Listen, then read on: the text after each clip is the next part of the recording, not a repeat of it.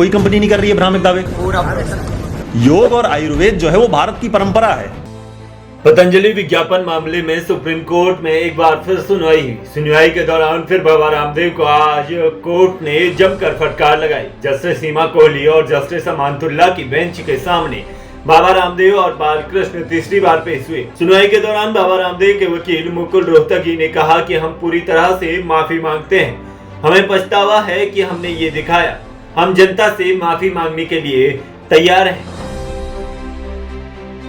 हालांकि अगर हम पतंजलि को छोड़कर कुछ कोल्ड ड्रिंक्स या फिर फेयर एंड लवली जैसे विज्ञापन की बात करें तो इस मामले में कबीर महिम तिवारी कहते हैं कि भ्रामक दावे तो एनर्जी ड्रिंक के नाम पर किया जा रहा है और फेयर एंड लवली के नाम से ही किया जा रहा है।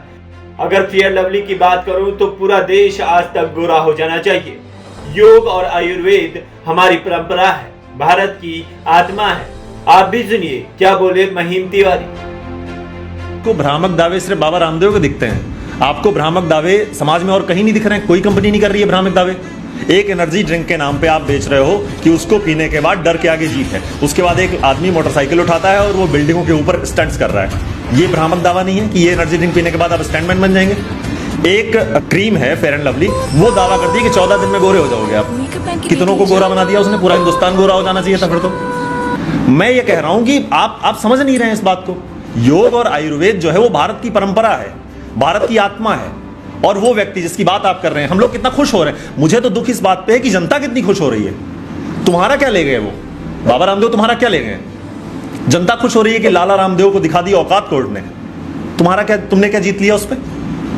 मुझे ये समझ में नहीं आ रहा है कि एक व्यक्ति जो भारतीय परंपराओं को, स्वदेशी परंपराओं को आगे बढ़ा रहा है, वो देख रहे हैं रोज 5000 लोगों को सामने खड़े होकर के लोग बताते हैं माइक पर कि मेरा रेमेटॉइड अर्थराइटिस ठीक हो गया।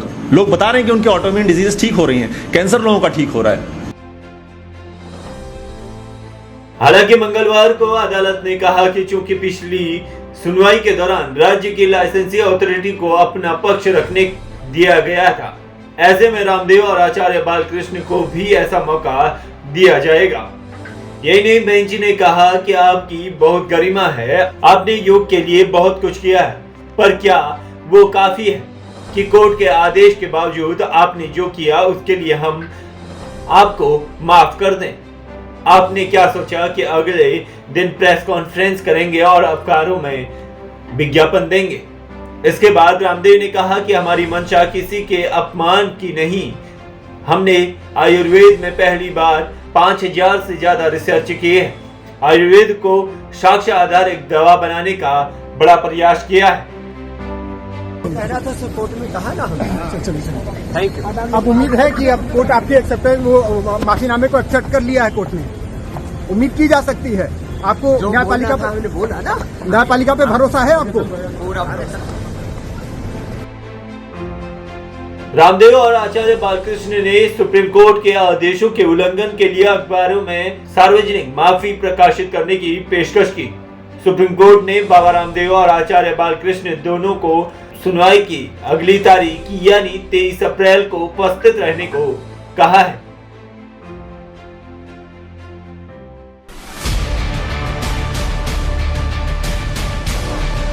कोई कंपनी नहीं कर रही है भ्रामक दावे।